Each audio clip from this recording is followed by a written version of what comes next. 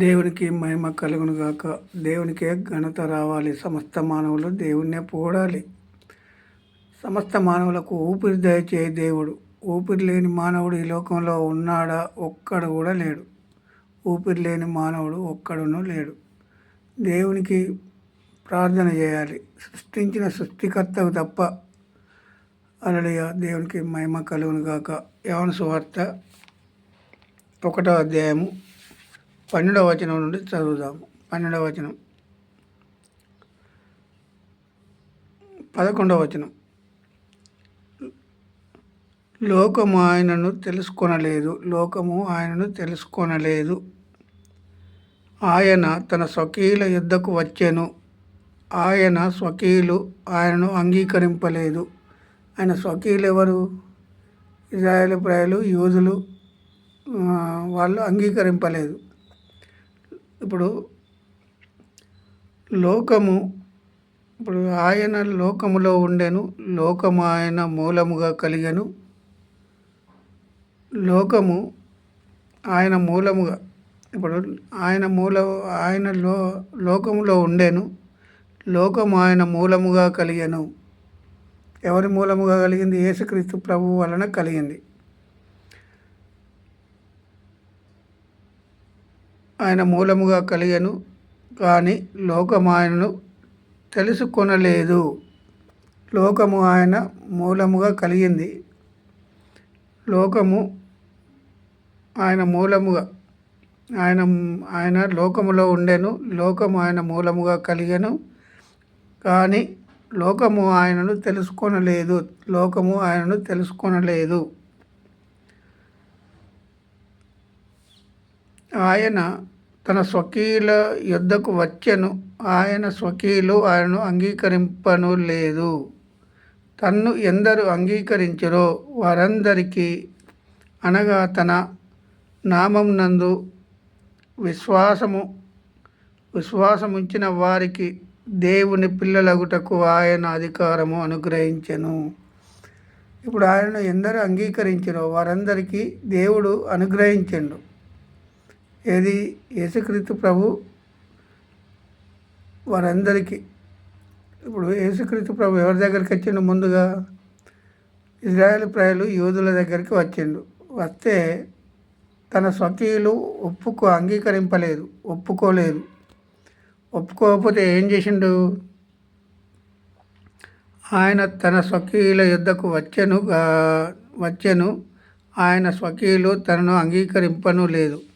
తన్ను ఎందరు అంగీకరించురో వారందరికీ, అనగా తన నామమునందు విశ్వాసముంచిన వారికి దేవుని పిల్లలగుటకు ఆయన అధికారము అనుగ్రహించెను. ఎందరు విశ్వాసముంచిండ్రో ఆయన మీద, ఎందరు ఆయన దగ్గరికి చేరుకున్నారో, ఆయనను అంగీకరించిన వారందరికీ, ఎందరు అంగీకరించారో వారందరికీ, అనగా తన నామమునందు విశ్వాసముంచిన వారికి దేవుని పిల్లలగుటకు ఆయన అధికారము అనుగ్రహించెను. ఎవరికి అనుగ్రహించిండు? విశ్వాసం ఉంచిన వారికి, అంగీకరించిన వారికి. ఎవరైతే యేసుక్రీస్తు ప్రభువుని తెలుసుకోవాలని అనుకున్న వారందరికీ ఆయన అధికారము అనుగ్రహించిండు. అధికారం అనుగ్రహించని వారికి ఎట్లా? ఇప్పుడు కొంతమంది యూదులు వచ్చారు. ఇప్పుడు ఇజ్రాయేలు వచ్చారు.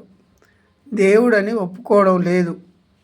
ఇది ఇప్పుడు మన చర్చిలలో కూడా ఇప్పుడు కొంతమంది భగవందాస్ అని, ప్రసన్నబాబు అని వారు వ్యతిరేకంగా మాట్లాడుతూ ఎందరు అంగీకరించరో వారందరికీ, అనగా తన నామమునందు విశ్వాసముంచిన వారికి దేవుని పిల్లలగుటకు ఆయన అధికారము అనుగ్రహించెను.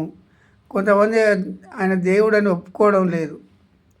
మరి ఇప్పుడు ఆయన ఏమని చెప్పిండు? నా యుద్ధకు వచ్చిన వారికి ఏమాత్రం నేను తృణీకరించను, నా మీద విశ్వాసం ఉంచిన వారిని నేను అందరినీ చేర్చుకుంటాను అని అన్నాడు.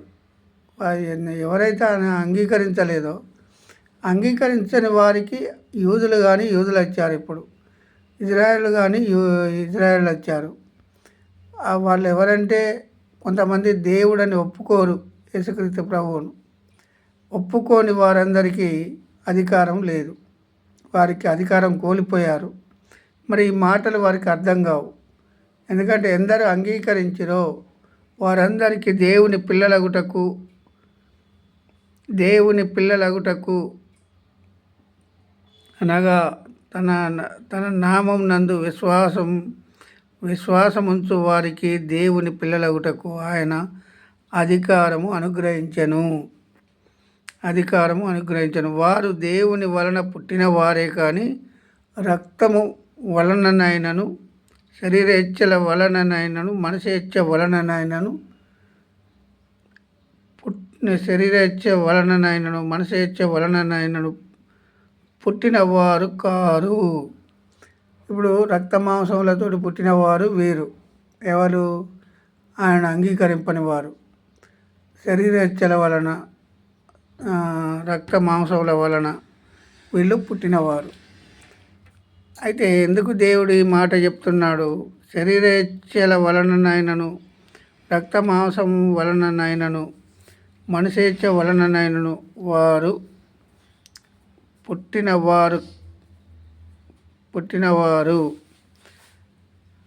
ఆ వాక్యము శరీరధారి అయి కృపాసత్య సంపూర్ణుడుగా మన మధ్య నివసించెను. తండ్రి వలన కలిగిన అద్వితీయ కుమారుణ్ణి మహిమ వలె మనము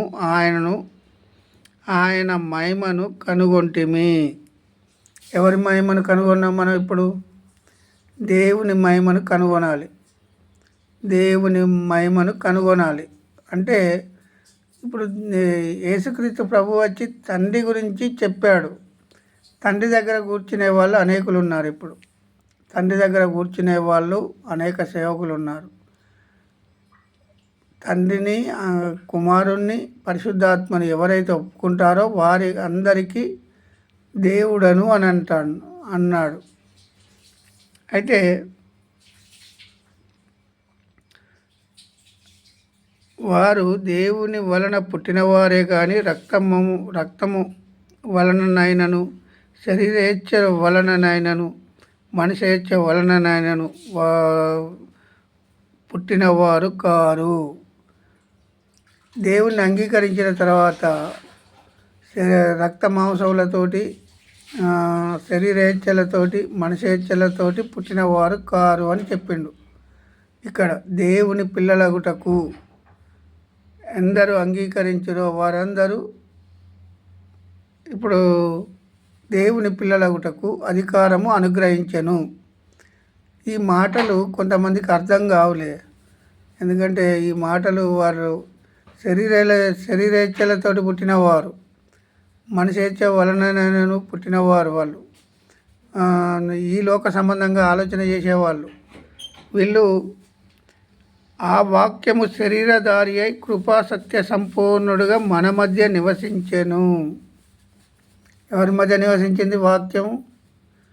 ఆయన వాక్యం ఎందరో అర్థం చేసుకుంటారో అందరికీ వాక్యము అర్థం కాదు.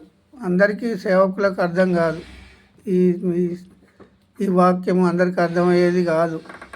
ఎందుకంటే వాక్యం అర్థమైతే తప్పుడు మాటలు మాట్లాడరు. వాక్యం అర్థమైన తర్వాత శరీరాశలకు లోబడరు. దేవుని వాక్యం అర్థమైన తర్వాత ఆత్మకు లోబడతారు. ఆత్మకు లోబడని వారందరూ శరీరాలతో పుట్టినవారు. ఆత్మకు లోబడని వారందరూ ఆత్మకు లోబడితే దేవునికి లోబడ్డట్టు. ఆత్మకు లోబడితే దేవునికి లోబడ్డట్టు, సృష్టించిన సృష్టికర్తకు లోబడ్డట్టు. ఎందుకంటే సృష్టించిన సృష్టికర్త ఆ వాక్యమే శరీరధారి అయి కృపాసత్య సంపూర్ణుడుగా మన మధ్య నివసించెను. ఎవరైతే అంగీకరిస్తారో వారందరికీ ఆయన మూలముగా పుట్టినవారము, దేవుని మూలముగా పుట్టినవారము, దేవుని పిల్లలగుటకు ఆయన అధికారము అనుగ్రహించెను. దేవుని పిల్లలగుటకు ఆయన అధికారము అనుగ్రహించెను. ఇప్పుడు కొంతమందికి అర్థం కావు ఈ వాక్యాలు చదివిన వాళ్ళకు. అర్థం కాక వాళ్ళు కింద మీద తల తండ్రి అనగానే తండ్రి దగ్గరనే కూర్చుంటాం మేము. ఇక తండ్రి తర్వాత ఇక మేము ఎక్కడ కూర్చోం. తండ్రే దేవుడు, మాకు కుమారుడు దేవుడు గాడు, పరిశుద్ధాత్మ దేవుడు గాడు అని చెప్పుకునేవారు వాటిని చూపెడతారు. మూడింటి చూపెట్టి ఏం చేస్తూ ఉన్నారు వీళ్ళు? ఈడ కుమారుడు దేవుడు గాడు, పరిశుద్ధాత్మ దేవుడు గాడు, ఒక తండ్రి అయిన దేవుని దగ్గరనే మేము కూర్చుంటాము అనుకునే సేవకులు వచ్చారు ఇప్పుడు. ఇజ్రాయేల్, యూదులు కానీ యూదులు వచ్చి ఏమని చెప్తున్నారు వీళ్ళు? తండ్రి దగ్గరనే కూర్చుంటాం మేము, తండ్రే దేవుడు. తండ్రి దేవుణ్ణి ఎవరైనా మరి ఎవరు పరిచయం చేశారు? తండ్రిని యేసుక్రీస్తు ప్రభు పరిచయం చేశాడు లోకానికి.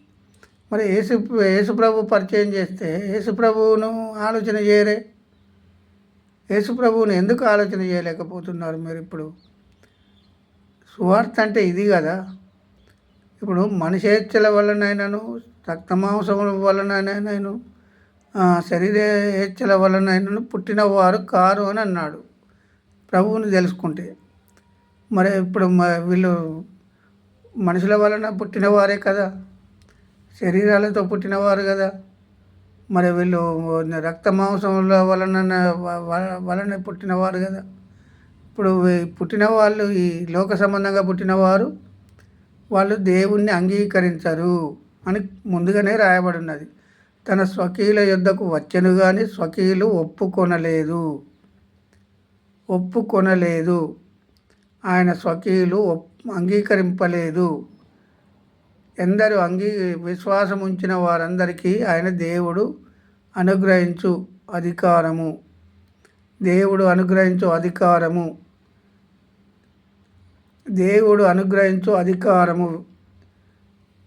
ఎందుకంటే తప్పుడు బోధలు వచ్చాయి ఇప్పుడు.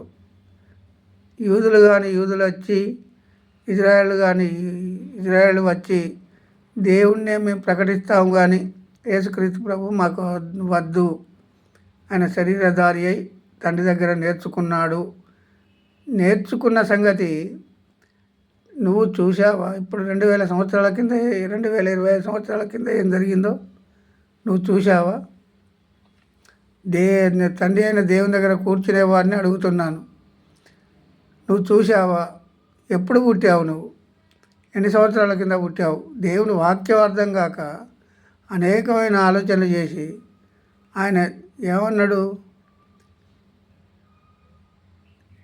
అపోస్తుల కార్యంలో 20వ అధ్యాయంలో రాయబడి ఉన్నది, తన్ను ఎందరు అంగీకరించురో వారందరికీ దేవుడు తన స్వరక్తమిచ్చి సంపాదించిన తన సంఘం అన్నాడు. స్వరక్తం ఇచ్చింది ఎవరు? యేసుక్రీస్తు ప్రభు.